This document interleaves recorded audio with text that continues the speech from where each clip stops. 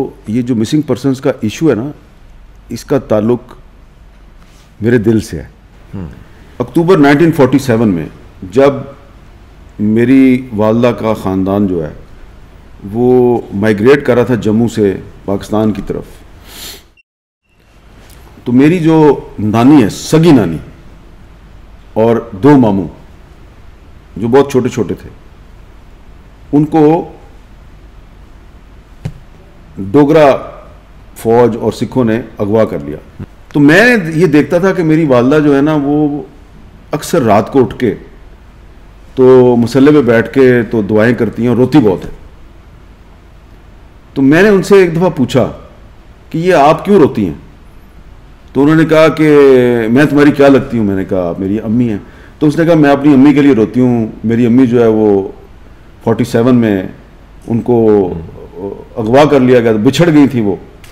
अच्छा, ये बताइए सर कि अब बहरहाल हम दूसरे टॉपिक्स की तरफ भी जाना है, लेकिन जाए दूसरे टॉपिक्स में क्या आपको इतनी दिलचस्पी है? अच्छा, ये बताइए कि आप जिस तरह भी आपने एक और इशू पे बात करते हुए मिसिंग पर्सन की बात की, तो आप बलूचिस्तान के मामले पे ख़ास तौर पे बड़े आप मुतहर्रिक भी होते हैं, आप उसके हवाले से एक ख़ास दर्द रखते हैं, आप उसमें ये भी नहीं देखते कि कोई ख़तरा हो सकता है। वो क्या रीज़न है आपकी ये इस एफिलिएशन की, और आप इस इशू को क्यों जो है वो इस तरह एक रिलीजियसली लेके चलता है? देखिए, ये सिर्फ मैं बलूचिस्तान के मिसिंग पर्सनस की बात नहीं करता, मैं सिंध, खैबर पख्तूनख्वा, पंजाब और आज़ाद कश्मीर के मिसिंग पर्सनस की भी बात करता हूँ, ठीक है ना। और ये बुनियादी तौर पे ये जो मिसिंग पर्सनस का इशू है ना, इसका ताल्लुक मेरे दिल से है। दिल से ये है, इसलिए मेरा ताल्लुक है कि अक्टूबर 1947 में जब मेरी वालदा का ख़ानदान जो है वो माइग्रेट कर रहा था जम्मू से पाकिस्तान की तरफ,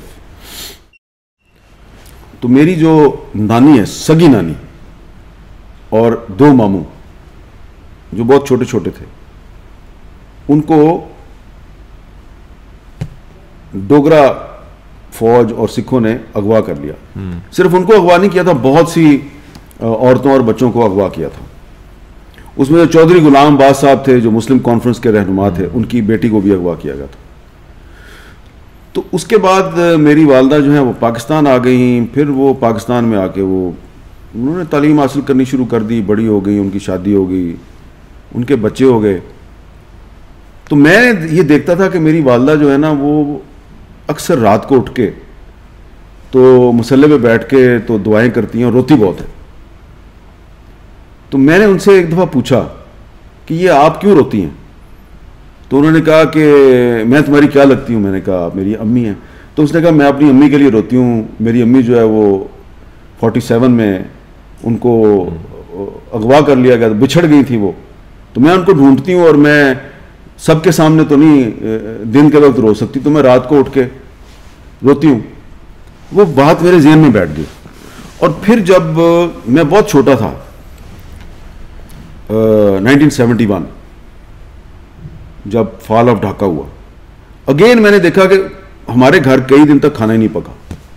इतना दुख था हमारे घर में। और अगेन जो थी वो मेरी अम्मी जो है वो ये कहती थी कि ये मैंने इसलिए अपनी वालदा गंवाई, मैंने इसलिए अपना ख़ानदान जो है वो कटवा दिया कि पाकिस्तान टूट जाए।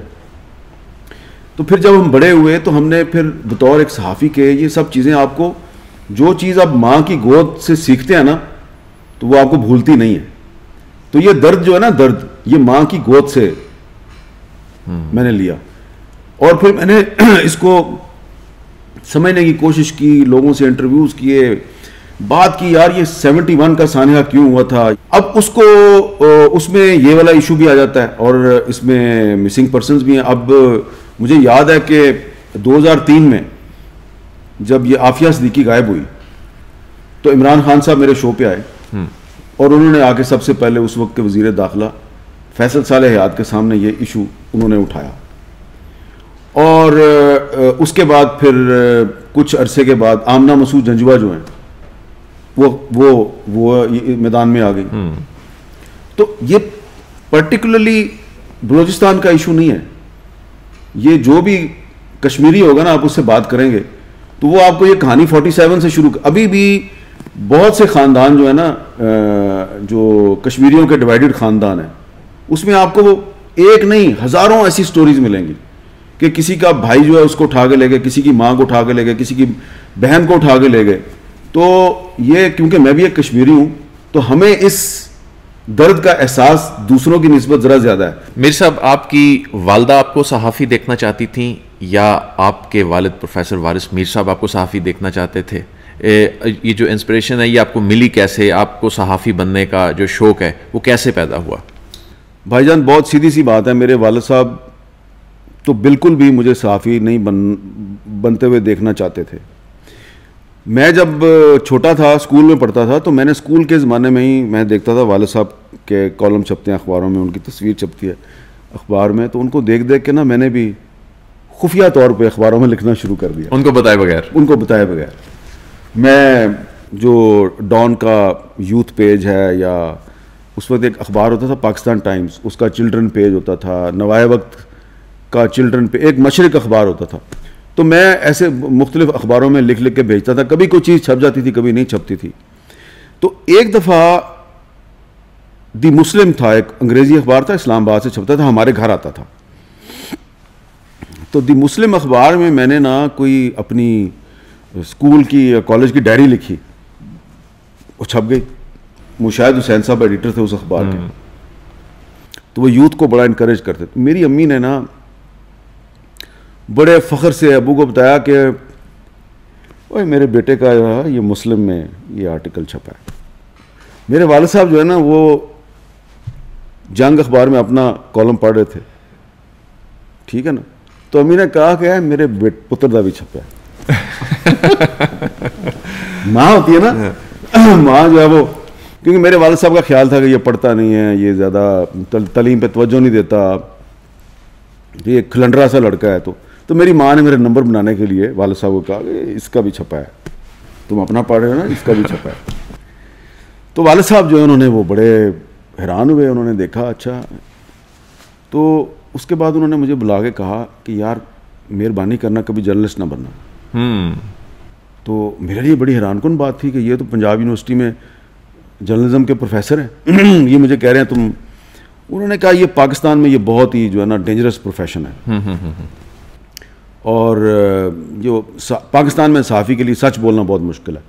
तो ये जनरल ज़िया-उल हक का ज़माना था, उस वक्त सहाफ़ियों को कोड़े पड़ते थे, जेलों में बंद किया जाता था। तो उन्होंने मुझे बहुत डिस्करेज किया, बहुत ही डिस्करेज किया। उन्होंने कहा तुम ठीक है, ये तुम किताबें पढ़ा करो, तुम शायरी करनी शुरू कर दो, लेकिन ये काम ना करो। तो मैं बड़ा परेशान हुआ। तो फिर जब वो फौत हो गए तो फिर मुझे रोकने वाला कोई नहीं था, तो मैं फिर जर्नलिस्ट बन गया। और जर्नलिस्ट बनने के कुछ अरसे के बाद मैंने कोई एक स्टोरी की तो मुझे अगवा कर लिया गया, घंटी लगी। बेनज़ीर की हुकूमत के खात्मे से मुतल्लिक आपने स्टोरी दी और उठा लिया गया। उस वक्त याद आई वालिद साहब की बात के साफी ना। तो जब मुझे बहुत ज़्यादा कुट पड़ी, तो कुट खाने के बाद मैं घर आया तो मैंने आके अम्मी से कहा, अम्मी ने मुझे ना वो दूध में हल्दी मिला के तो कहा ये पी लो, तुम्हें ज़ख्म वख्म लगे हैं बड़े। गुज्जी मार लगी थी, गुज्जी मार। तो मैंने वो दूध का गिलास मेरे हाथ में था, मैंने कहा अम्मी अब्बू सही कहते थे, ये साफ़ी नहीं बनना चाहिए। मेरी अम्मी ने कहा खबरदार, अब बन गए हो ना एक दफ़ा, अब तुमने ये छोड़ना नहीं है प्रोफेशन, वरना लोग कहेंगे वारिस मीर का बेटा बुज़दिल निकला। कल तुम इस तरह काम करो, कल तुमने मुन्नू भाई से मीटिंग करनी है, फिर तुमने हबीब जालब साहब के पास जाना है और उनको ये सारी बात बतानी है। सही, ठीक है ना, और उनसे गाइडेंस लो।